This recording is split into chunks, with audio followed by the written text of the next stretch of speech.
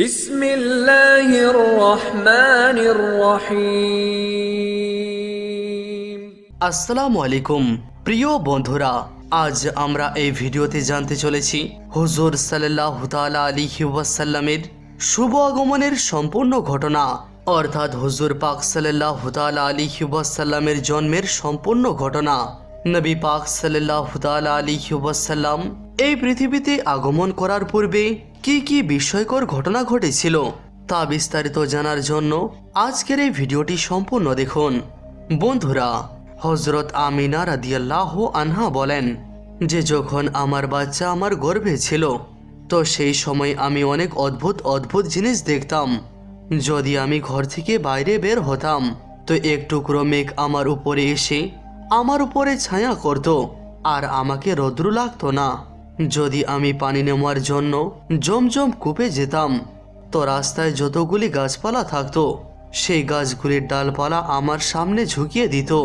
এমনটা মনে হতো যে যেন তারা আমাকে সালাম করছে। আমি অবাক হয়ে যাচ্ছিলাম যে আমার সঙ্গে এসব ঘটছে কেন।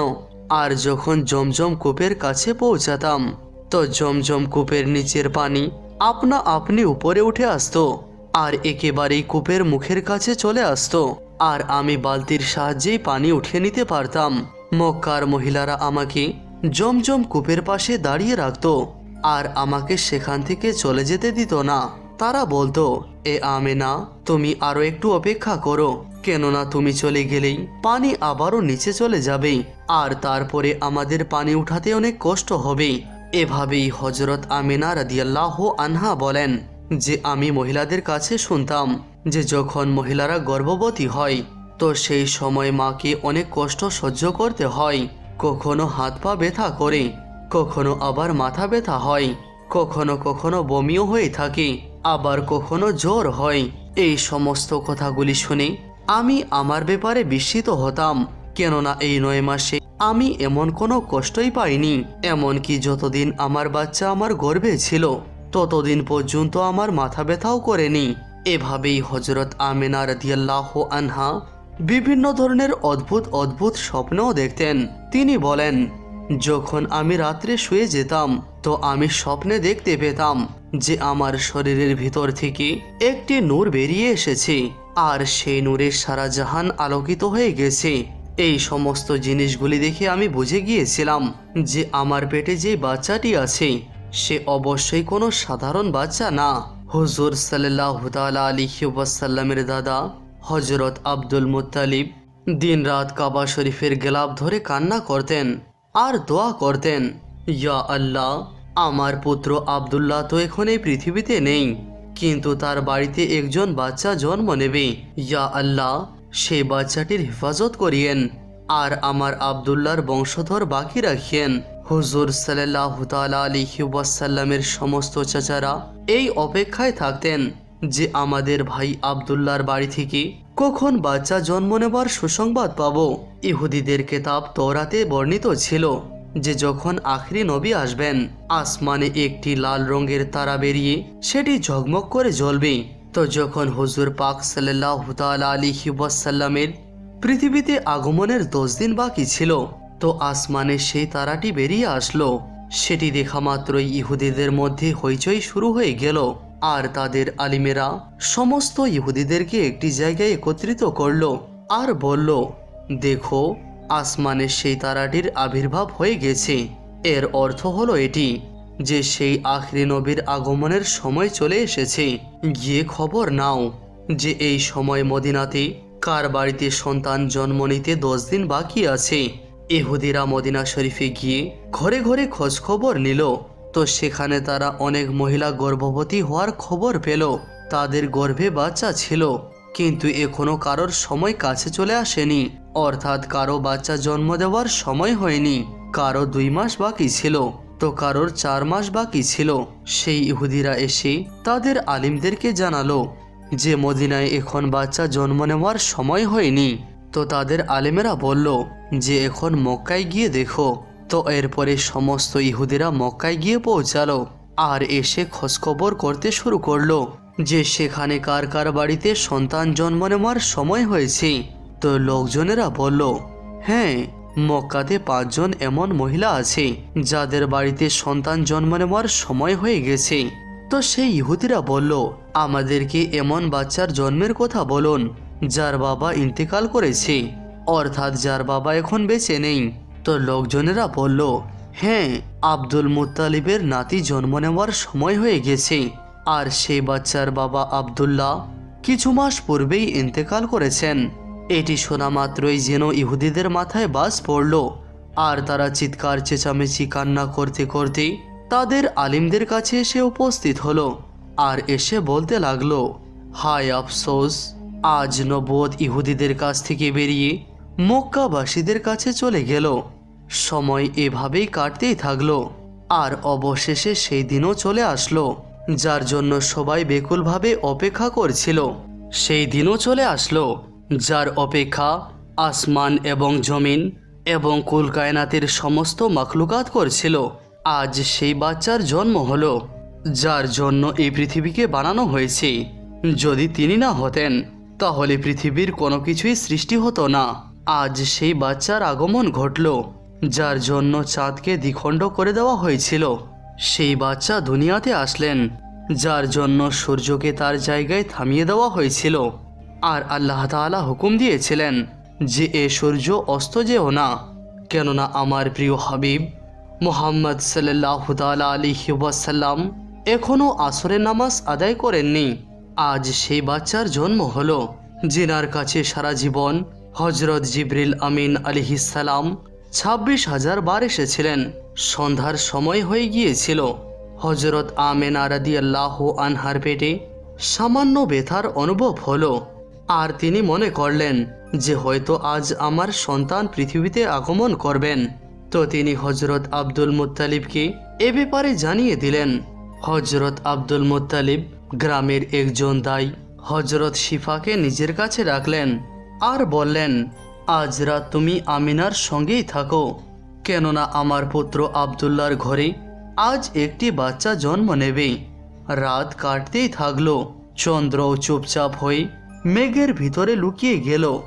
হজরতে আমেনা রাদিয়াল্লাহু আনহা বলেন, যে রাতে আমার এই সন্তান পৃথিবীতে আগমন করলেন, তো সেই দিন আমার বাড়ির অবস্থা এমন ছিল যে আমাদের কাছে একটি চেরাগ জ্বালানোরও পয়সা ছিল না। সেই রাতে হজরত আব্দুল মুত্তালিব এবং তিনার সমস্ত ছেলেরা ঘরের বাইরে বসেছিল যে যদি আমাদের ভাই আব্দুল্লাহর স্ত্রীর কোনো সমস্যা হয় তো আমরা সঙ্গে সঙ্গে তার চিকিৎসার ব্যবস্থা করব। সমস্ত রাত কেউ ঘুমালো না। চন্দ্রের আলো বন্ধ হয়ে গিয়েছিল। চারিদিকে ঘুটঘুটে অন্ধকারাচ্ছন্ন ছিল। ঘরের ভিতরেও অন্ধকার, ঘরের বাইরেও অন্ধকার। সেহেরির সময় হয়ে এসেছিল।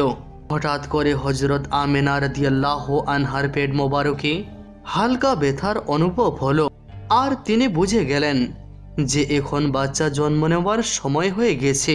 তিনি দাই শিফাকে আওয়াজ দিয়ে বললেন যে আমি ব্যথা অনুভব করছি। বাচ্চা পৃথিবীতে আগমন করতে করতে 1 ঘন্টা সময় কেটে গেল, আর সকাল হওয়ার কিছুক্ষণ পূর্বে আমাদের হুজুর পাক সাল্লাল্লাহু তাআলা আলাইহি ওয়াসাল্লাম এই পৃথিবীতে আগমন করলেন। হুজুর সাল্লাল্লাহু তাআলা আলাইহি ওয়াসাল্লামের জন্মে 3টি জিনিস বিস্ময়কর ছিল, যেটি দেখে দাই শিফাও অবাক হয়ে গিয়েছিল। প্রথম জিনিস হলো, যখন বাচ্চা জন্ম নেয় তো বাচ্চাটির নাভি তার মায়ের সঙ্গে যুক্ত থাকে, কিন্তু আমাদের হুজুর পাক সাল্লাল্লাহু তাআলা আলাইহি ওয়াসাল্লামের নাভি কাটা ছিল। দ্বিতীয়, যখন বাচ্চা জন্ম নেয় তো তার সঙ্গে অনেক রক্ত লেগে থাকে, কিন্তু যখন আমাদের হুজুর পাক সাল্লাল্লাহু তাআলা আলাইহি ওয়াসাল্লাম এই দুনিয়াতে আগমন করলেন তো সেই সময় বিন্দুমাত্র রক্ত বের হয়নি। তৃতীয় জিনিস হলো, যখন পুত্র জন্ম নেয় তো পূর্বে থেকে তার খতনা হওয়া থাকে না, কিন্তু যখন আমাদের হুজুর পাক জন্ম নিলেন তো তিনার পূর্বে থেকেই খতনা হওয়া ছিল, পৃথিবীতে তিনার খতনা করানো হয়নি। এই 3টি জিনিস দেখে দাই শিফা অনেক ভীত সন্ত্রস্ত হলো, আর হজরতে আমেনা রাদিয়াল্লাহু আনহাকে বলতে লাগলো, এ আমেনা, আমি সারা জীবন এমন বাচ্চা দেখিনি। হজরত শিফা হুজুর পাক সাল্লাল্লাহু তাআলা আলাইহি ওয়াসাল্লামকে কোলে নিয়ে মাটিতে একদিকে শুইয়ে দিলেন। দাই শিফা যখনই হুজুর সাল্লাল্লাহু তাআলা আলাইহি ওয়াসাল্লামকে জমিনে শুইয়ে দিলেন তো হুজুর পাক সাল্লাল্লাহু তাআলা আলাইহি ওয়াসাল্লাম এক মুহূর্তের মধ্যেই কাঁধ পরিবর্তন করলেন আর হাঁটু গেড়ে সোজাসুজি সেজদায় চলে গেলেন। এটি দেখে হযরতে আমেনা রাদিয়াল্লাহু আনহা অনেক অবাক হলেন। 15 মিনিট ধরে হুজুর পাক সাল্লাল্লাহু তাআলা আলাইহি ওয়াসাল্লাম সেজদারত অবস্থায় থাকলেন। তারপরে মাথা উঠিয়ে আসমানের দিকে আঙ্গুল দিয়ে ইশারা করলেন আর সমগ্র পৃথিবীকে জানিয়ে দিলেন যে এই লোকজনেরা এই পৃথিবীকে সৃষ্টিকারী হলেন একমাত্র এক আল্লাহ। হযরতে আমেনা রাদিয়াল্লাহু আনহা বলেন, আমি আমার সন্তানকে কোলে নিলাম, তো আমি হঠাৎ করে দেখতে পেলাম যে আসমানের তারাগুলি জমিনের কাছে চলে আসছে। তারপরে হঠাৎ করে একটি মেঘের টুকরো আমার ঘরের ভিতরে প্রবেশ করলো আর আমার কোল থেকে বাচ্চাটি সেই মেঘে হারিয়ে গেল। সেই মেঘের ভিতর থেকে একটি আওয়াজ আসতে শুরু করলো, এ জিবরিল, এই বাচ্চাটিকে নিয়ে সমগ্র বিশ্বের চক্কর লাগাও, তাকে সমস্ত নবীগণের বিশেষত্ব দিয়ে দাও। তারপরে হযরতে আমেনা রাদিয়াল্লাহু আনহা বলেন যে কিছুক্ষণ পরে সেই মেঘটি আবারও হারিয়ে গেল আর আমি দেখতে পেলাম যে আমার বাচ্চা আমার কোলে শুয়ে আছে। সূর্য উদয়ের সময় হয়ে আসলো। দাইশিফা বাড়ির বাইরে বেরিয়ে হুজুর সাল্লাল্লাহু তাআলা আলাইহি ওয়াসাল্লামের দাদা হযরত আব্দুল মুত্তালিবকে সুখবর শোনালেন আর বললেন, এ আব্দুল মুত্তালিব, তোমাকে নাতির অনেক অনেক শুভেচ্ছা। এটি শোনা মাত্রই আব্দুল মুত্তালিবের সমস্ত ক্লান্তি দূর হয়ে গেল আর তিনি এতটাই আনন্দিত হলেন যে তিনার চোখ দিয়ে খুশির অশ্রু প্রবাহিত হতে লাগলো। আর দাইশিফাকে বললেন যে তাড়াতাড়ি করে আমার নাতিকে আমার কাছে এনে দাও। দাইশিফা যখনই হুজুর পাক সাল্লাল্লাহু তাআলা আলাইহি ওয়াসাল্লামকে বাইরে নিয়ে আসলেন, তো তিনার উপর সবার নজর পড়া মাত্রই সবাই অবাক হয়ে গেল। এত সুন্দর বাচ্চা হযরত আমেনা রাদিয়াল্লাহু আনহার ঘরে জন্ম নিয়েছে। তাদের ভাস্তাকে দেখে অনেক খুশি হলো।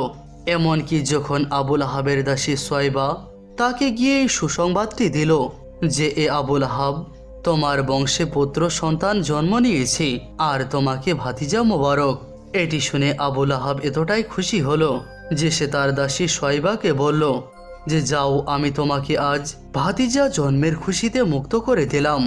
হযরত আব্দুল মুত্তালিব অনেক বৃদ্ধ হয়ে গিয়েছিলেন, কিন্তু তবুও আনন্দে নিয়ন্ত্রণ না রাখতে পেরে নিজের নাতিকে কোলে নিলেন আর কাবা শরীফের দিকে দৌড়ে রওনা দিলেন। সমস্ত মক্কাবাসীরা আনন্দে নারায় তাকবীরের ধ্বনি উচ্চারণ করে হযরত আব্দুল মুত্তালিবের পিছনে পিছনে দৌড়াতে শুরু করলো। কাবা শরীফের কাছে পৌঁছে হযরত আব্দুল মুত্তালিব আল্লাহ তাআলার কাছে দোয়া করলেন যে এ আল্লাহ, আমার নাতিকে সুরক্ষিত রাখিয়েন আর তাকে পৃথিবীতে একজন উচ্চ মর্যাদার ব্যক্তি বানিয়েন। হয়তো আব্দুল মুত্তালিব এটি জানতেন না যে তিনার নাতি তো সেই ব্যক্তি যার ওসিলায় এই পৃথিবীকে সৃষ্টি করা হয়েছে। তিনার নাতি তো এতটাই মর্যাদাবান ব্যক্তি যে আল্লাহ তাআলা মেরাজের সময় তিনাকে পৃথিবী থেকে তুলে সপ্তম আসমানে নিজের সামনে বসাবেন আর তিনার সঙ্গে কথোপকথন করবেন। তিনার নাতি তো সেই ব্যক্তি যাকে কষ্ট দেখে এবং যার চোখে অশ্রু দেখে আসমানও কেঁপে উঠবে। হযরত আব্দুল মুত্তালিব কাবা শরীফের গিলাফ ধরে নিজের নাতির জন্য দোয়া করলেন। তারপরে তিনি তিনার নাতির নাম মুহাম্মদ রাখলেন। মুহাম্মদ শব্দের অর্থ হলো যে ব্যক্তির অনেক প্রশংসা করা হয়। এই নামটি শুনে মক্কার লোকজন বলতে লাগলো, এ আব্দুল মুত্তালিব, এটি আবার কি অদ্ভুত ধরনের নাম তুমি তোমার নাতির জন্য রেখেছো? আমরা তো আজ পর্যন্ত এমন নাম কখনো শুনিনি। তো হযরত আব্দুল মুত্তালিব উত্তর দিলেন যে এ মক্কাবাসীরা, তোমরা কি জানো যে একদিন আমার এই নাতির কি মর্যাদা হবে? লোকজন তার পিছু পিছু চলবে। একদা হুজুর পাক সাল্লাল্লাহু তাআলা আলাইহি ওয়াসাল্লাম মদিনা শরীফে নিজের সাহাবায়ে কেরামদের সঙ্গে বসেছিলেন। তো হুজুর পাক সাল্লাল্লাহু তাআলা আলাইহি ওয়াসাল্লামের চাচা হযরতে আব্বাস রাদিয়াল্লাহু আনহু বললেন যে এ আল্লাহর রাসূল, আমি ছোট থেকে জানতে পেরে গিয়েছিলাম যে আপনি বড় হয়ে কোনো একজন বিশেষ ব্যক্তি হবেন। হুজুর সাল্লাল্লাহু তাআলা আলাইহি ওয়াসাল্লাম জিজ্ঞাসা করলেন, এ চাচা জান, আপনি কি করে জানতে পেরেছিলেন? তো হযরত আব্বাস রাদিয়াল্লাহু আনহু বলেন যে এ আল্লাহর রাসূল, যখন আপনি 2 মাসের ছিলেন তো এক রাত আমি আপনাকে দেখলাম যে আপনি বিছানায় শুয়ে একাই একাই কান্না করছিলেন। আমি আপনাকে চুপ করানোর চেষ্টা করলাম, কিন্তু আপনি আমার দিকে তাকালেন না, বরং হঠাৎ করে আসমানের দিকে তাকিয়ে হাসতে শুরু করলেন। আমি অবাক হয়ে গেলাম। তারপর আমিও আসমানের দিকে তাকালাম। তো সেই দৃশ্যটি দেখার পরে আমি একেবারে স্তব্ধ হয়ে গেলাম। আমি দেখতে পেলাম যে চন্দ্র আপনার আঙ্গুলের ইশারায় নাচানাচি করছে। আপনি যেদিকে আঙ্গুল নিয়ে যাচ্ছিলেন চাঁদও সেদিকে চলে যাচ্ছিল। এই দৃশ্যটি দেখার পরেই আমি বুঝে গিয়েছিলাম যে আপনি কোনো সাধারণ মানুষ না। হুজুর সাল্লাল্লাহু তাআলা আলাইহি ওয়াসাল্লাম বললেন, হ্যাঁ আমার চাচা যান, আপনি সত্য কথা বলছেন। বাল্যকালে চন্দ্র আমাকে কাহিনী শোনাতো, আমার সঙ্গে খেলতো আর আমাকে কান্না করতে দিত না। সুবহানাল্লাহ। এমনই ছিলেন আমাদের প্রিয় আকা হুজুর সাল্লাল্লাহু তাআলা আলাইহি ওয়াসাল্লাম। যেদিন এই পৃথিবীতে আগমন করলেন তো সেদিন পৃথিবীতে যতগুলি মূর্তি ছিল মাটিতে মুথুবড়ে ভেঙে পড়ে গিয়েছিল। ইরানের বাদশার দরবারে 1000 বছর ধরে একটি আগুন জ্বলছিল। তারা আগুনের পূজা করত। হুজুর সাল্লাল্লাহু তাআলা আলাইহি ওয়াসাল্লামের যে সময় জন্ম হলো তো সঙ্গে সঙ্গে সেই আগুনটি নিভে গেল। আর সে বাদশা তার মহলে নিজের মতো 14টি মূর্তি বানিয়ে রেখেছিল। হুজুর সাল্লাল্লাহু তাআলা আলাইহি ওয়াসাল্লাম এই দুনিয়াতে আগমন করা মাত্রই সেই সমস্ত মূর্তিগুলি ভেঙে মাটিতে পড়ে গেল। পরের দিন দুপুরের সময় এক ইহুদি ব্যক্তি তার কিছু জিনিসপত্র বিক্রি করার জন্য মক্কা শরীফে এসেছিল।